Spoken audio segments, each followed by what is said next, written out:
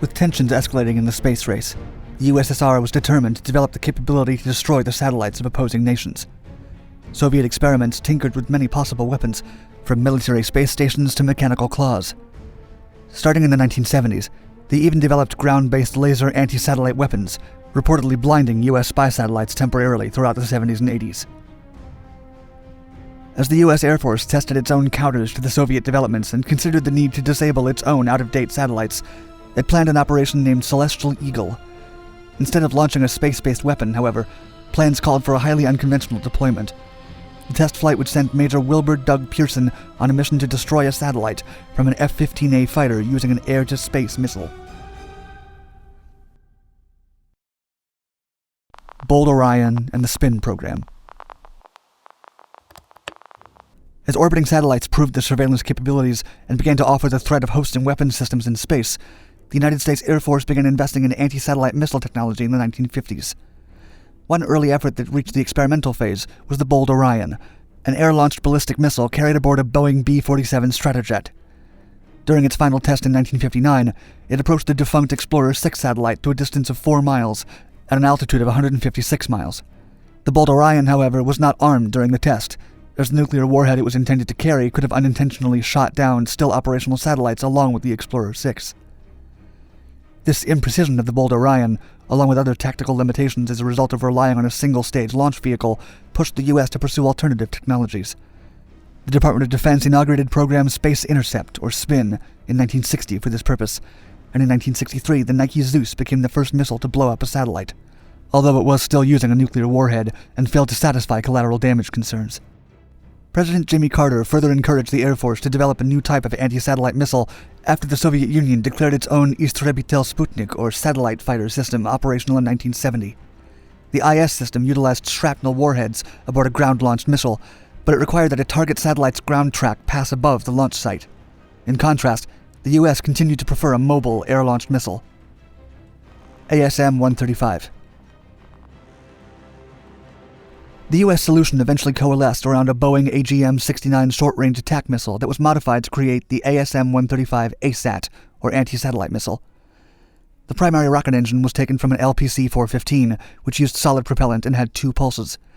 Ling Temos Vought, or LTV Corporation, further modified the launch vehicle to add the Altair 3, a second-stage motor with hydrazine thrusters that facilitated aiming and reaching for a satellite. The anti-satellite missile was also fitted with a ring laser gyroscope and an infrared sensor created by Hughes Research Laboratories. The same company created another essential part of the missile, the Miniature Homing Vehicle, or MHV, which spun in 30 rotations per second before launch. This MHV could track its intended target through the infrared sensor, although it did not determine spatial data such as altitude or distance. The intent was for the warhead to destroy its target using the sheer kinetic energy generated from the speed at impact. This not only avoided the collateral damage associated with using a nuclear warhead, but it also made the missile significantly cheaper. Once assembled, the ASM-135 was around 20 feet long and weighed over 2,600 pounds. F-15A. The ASM-135 was just small and light enough to be mounted on a fighter jet, and the F-15A was chosen as the launch vehicle. This was an early model of the McDonnell Douglas F-15 Eagle air superiority fighter that has been in combat since 1967 and is only scheduled to stop being produced in 2022. Whereas a ground-based rocket launch could be easily detected and tracked, it would be difficult to anticipate an attack from a common and nondescript fighter jet. The plane was modified in order to carry out the mission on its centerline station and to carry extra equipment on a centerline pylon. Furthermore, liquid helium was placed where the gun ammunition drum would normally be so that it could cool the infrared detector on the miniature homing vehicle. Other modifications were done to the computer and heads-up display so that the pilot could steer the missile in its early stages after launch. The first test flight carrying an ASM-135 took place in December of 1982 from the test center at the Edwards Air Force Base in California. By August of 1985, the Air Force was ready to test against a satellite, and President Reagan authorized shooting down the Solwind satellite. Congress was given notice and everything was ready, but some objections to the mission remained. The Solwind satellite. The Solwind satellite, also known as P-78-1, had been sent to space in February of 1979 from the Vandenberg Air Force Base in California. As a telescope satellite, its purpose was to capture space phenomena. It was the first satellite ever to discover a comet. Its coronagraph, an attachment that blocks out the sun's surface light to reveal objects that might otherwise be lost in the bright glare, helped it discover a local of 9 Kreutz comets. In fact, according to a physicist at the time, the satellite had been, quote, the backbone of coronal research throughout the last 7 years. Unfortunately, the degrading batteries caused constant shutdowns of its non-vital mechanisms, and by 1985 its tape data recorders were also malfunctioning. Having little remaining life, it was selected for destruction that year. Some scientists were not in favor of having the satellite destroyed, since 2 of its measurement instruments were still functioning and returning valuable data.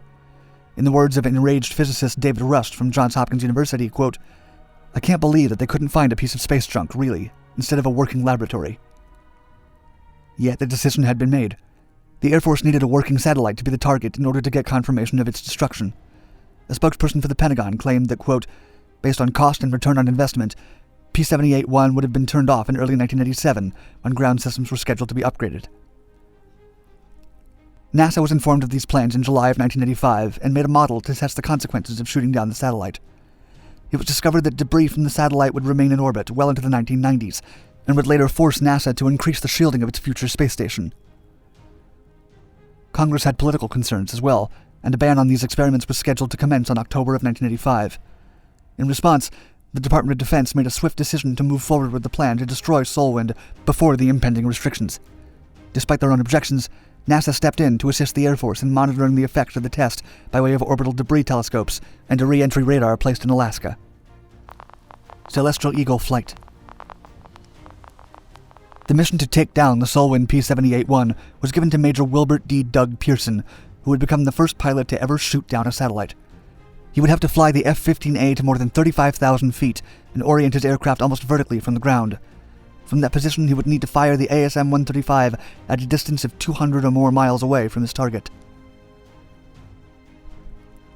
On September 14, 1985, Pearson took off from Edwards Air Force Base and sped his aircraft to Mach 1.2 supersonic speed, before pulling 3.8 Gs to point his plane up at 65 degrees. Once the Celestial Eagle was at 38,100 feet, Major Pearson slowed down to Mach 0.934. The missile separated from the craft, with its MHV pointed towards the center of the target. Traveling at 15,000 miles per hour, or 24,140 kilometers per hour after its second stage booster fired, the missile's 30-pound kinetic warhead collided with and destroyed the Solwind. The metal debris from impact turned out to be so dark it was almost undetectable by the NASA orbital debris telescopes, and only 2 pieces were identified. This unexpected development was attributed by scientists to the carbonization of organic material in the target. Plastic satellite components likely vaporized and then condensed on the metal in the form of soot. Infrared telescopes revealed more of the pieces that had remained in orbit, and NASA reported that by 1998, only 8 of the 285 shards identified were still above Earth. A solar heating phenomenon that reached a record high from 1989 to 1991 expanded the atmosphere and accelerated the decomposition of the Solwind debris. This unexpectedly quick decomposition meant that the debris from this test would not play a role in the launch of a space station as feared. Retirement and remembrance.